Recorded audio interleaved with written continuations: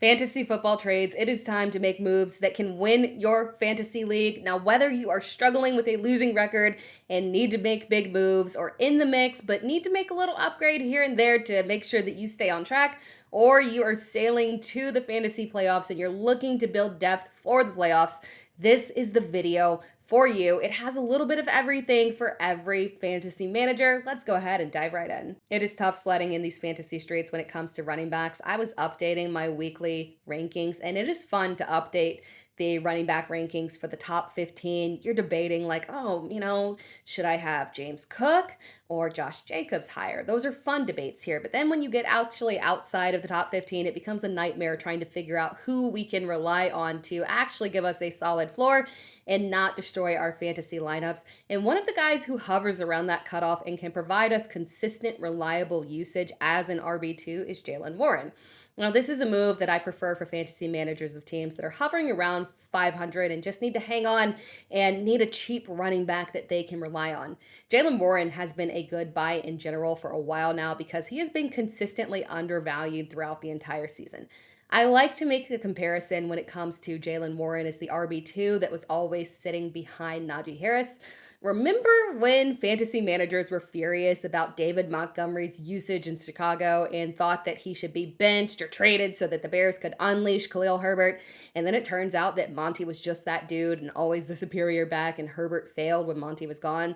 Well, now we've got that same situation in Pittsburgh where Najee Harris is finally gone, and it is Jaylen Warren's time to shine. But instead of leaning into Warren, people got overly excited about Caleb Johnson and refused to acknowledge that Warren has been successful and is the true lead back there. Now, Kenneth Gainwell is a regular presence, but his snaps are very clear. Warren is the lead back. He has been successful in terms of efficiency and has never actually finished outside of a high-end RB3. In fact, this past week's performance was literally his worst finish of the season as RB28. That is his worst finish of the fantasy season at the position. That is crazy when you actually think about it. Now, he gets knocked because of perception and because of the odds of him getting you a top 5 finish are very slim, kind of non-existent.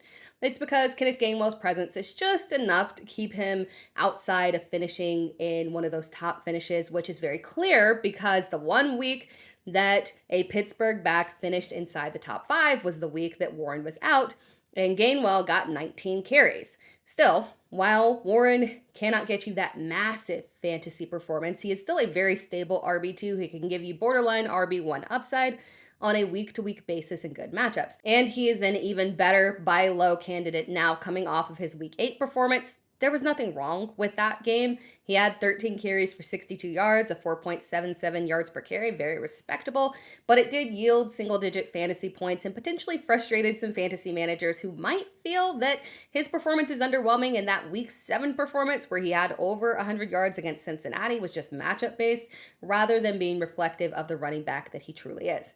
And additionally, his overall stability has a little upside as well because there are good matchups coming up. Cincinnati, Chicago, Baltimore, Miami. Excellent matchups. Warren is a trustworthy buy low running back for fantasy managers who are dealing with injuries and need somebody. While Jaylen Waddle is coming off an excellent performance, his second best of the season, I still think that now is an excellent spot to buy him because there is a lot of skepticism around Waddle because of Tua Tagovailoa, Mike McDaniel, and quite frankly, the entire Dolphins organization.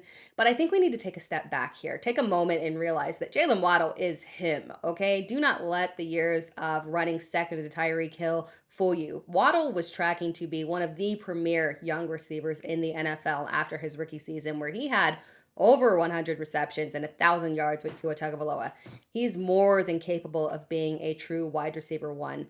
Now, since the injury to Tyreek Hill, Waddle has finished as wide receiver 8, wide receiver 17, wide receiver 90, and wide receiver 4. Now, do not let that wide receiver 90 finish fool you into thinking Jaylen Waddle is anything but a wide receiver 1. First of all, it was a brutal matchup against Cleveland. While other wide receiver 1s have found success against Cleveland, it helps to have a quarterback that can handle that type of pressure, and Tua just isn't one of those guys. And you add in the fact that it was a terrible weather game. It was just a recipe for disaster for Miami's passing game.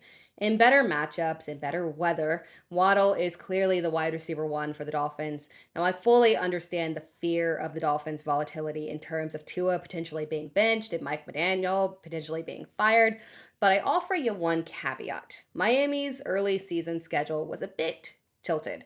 As a matter of fact, they did not have a single layup matchup thus far in their season, but the back half of the season offers far more favorable matchups and, more importantly, a playoff schedule that includes Pittsburgh, Cincinnati, and Tampa Bay. Two of those three are very pass friendly. And even the Steelers, they have given up the second most fantasy points to opposing quarterbacks and sixth most to opposing wide receivers.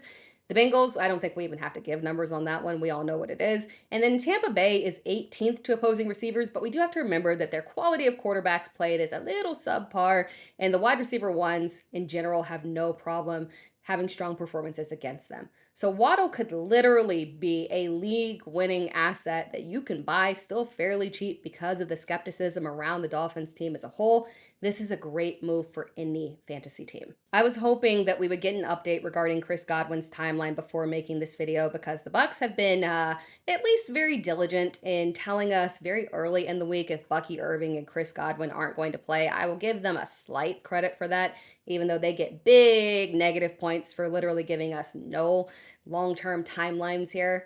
Now, Emeka Egbuka got off to a insane start to the season, outperforming Mike Evans and 5 touchdowns through the first 5 games of the season, with his worst finish being 12 fantasy points against Houston and showing an absolutely insane ceiling, finishing literally as the overall wide receiver 1 against Seattle.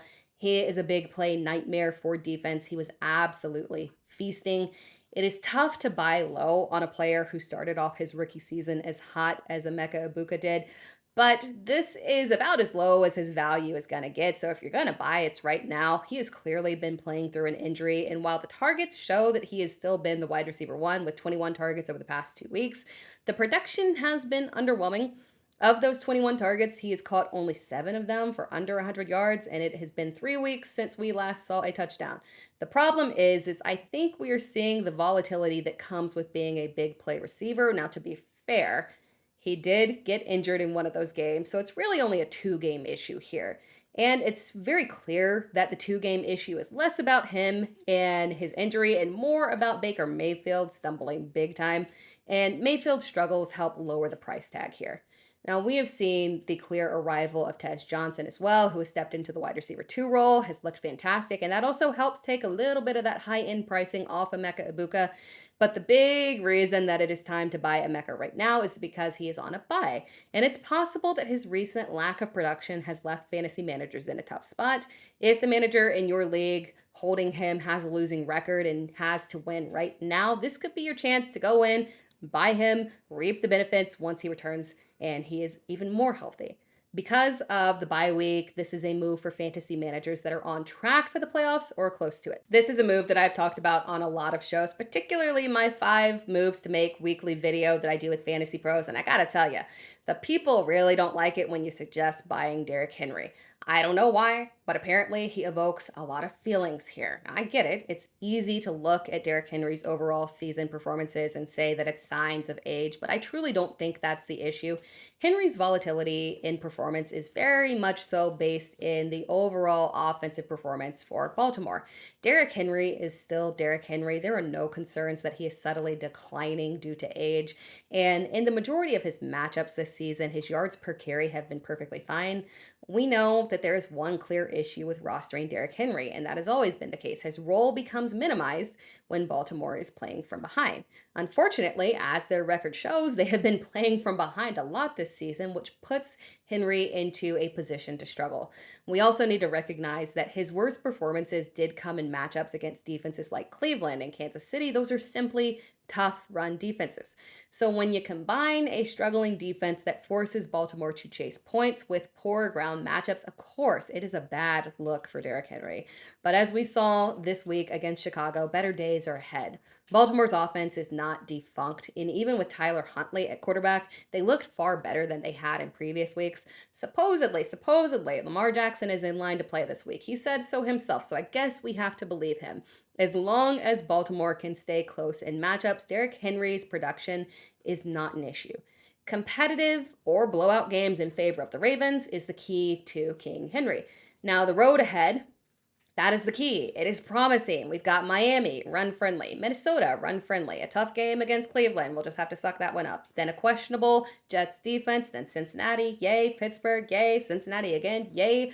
The only real concern here is week 16 against New England. Outside of that, Derrick Henry should have more Derrick Henry-like performances rest of season. And because there is so much skepticism around him due to age, his price tag is very reasonable right now, even though he is coming off a strong performance, because someone will think that they are selling high here when they're actually selling at the front of what will be a strong finish for Derrick Henry. Now, this is only a move for fantasy managers who have a very strong team and they are in line to make the playoffs with no problem, because there is always the risk that Garrett Wilson sits another game after the bye. But if you can afford to be without him for a couple of weeks, this is actually the perfect time to buy low on Garrett Wilson.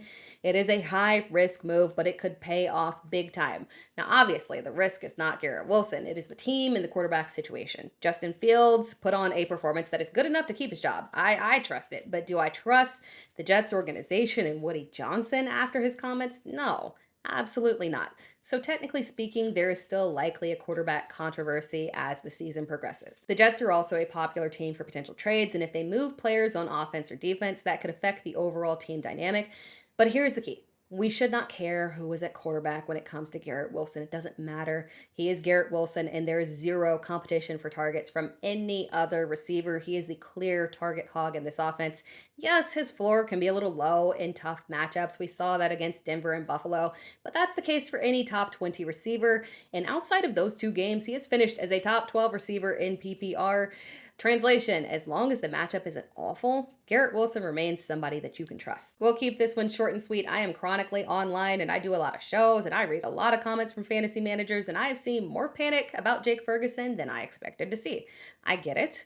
It was extremely jarring to see Ferguson go from being a weekly top tight end to scoring 0 fantasy points. He had no receptions on one target. That is literally awful. There is no sugarcoating that.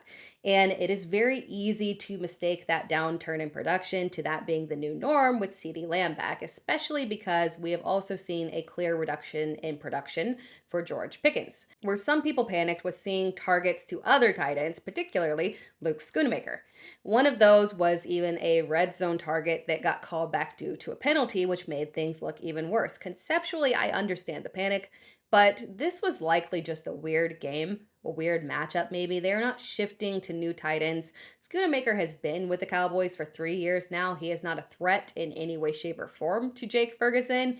He has popped up and performed well when Ferguson was out, but beyond that, he's never been a threat to steal the job from Ferguson, and Ferguson has performed at such a high level that it is not even remotely logical for the Cowboys to do that. Yeah, even the Cowboys, as many illogical decisions as they make, would not do this. It is not as if Ferguson has been struggling. The man has 51 receptions on 59 targets with 6 touchdowns. He's got it, okay? He was thriving, even with the return of CeeDee Lamb, showcasing extreme upside with multiple touchdown game. So no, Jake Ferguson is not disappearing. This was just a blip, not a trend. He is a good buy low candidate now. Finally, the other trades we have talked about, those are safe trades. They're proven assets and the top receiver on their team or the top running back on their team. But I want to give you a true desperation trade here, a trade for teams that are in dire situations. 2 and 6 type of teams. You need a desperation heave. Tyjae Spears is a good buy low candidate right now because of the trade speculation around Tony Pollard.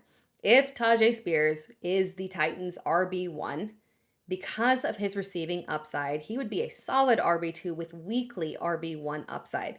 The Titans' backfield is a committee right now, and unfortunately, it is a committee that you cannot trust. We talked about this in the waiver wire video regarding Tyjae Spears. The problem is that with this committee, beyond the fact that it's a bad offense that literally cannot work, the problem is that Tony Pollard and Tyjae Spears have overlapping skill sets, meaning they do the exact same thing. Both can run on early downs, both can contribute as receivers, both can handle goal line work. There is no clear delineation in their roles. But if you remove Tony Pollard, Spears wouldn't have to worry about another back contributing. It would literally just be him in an offense that would offer constant receiving upside because they are so bad.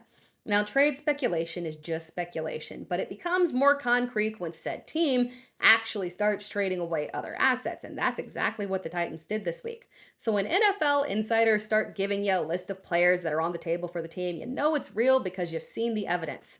Again, if you are a successful team, don't do this. It is not worth the risk. But if you are desperate, go ahead and grab him and pray that Tony Pollard gets traded.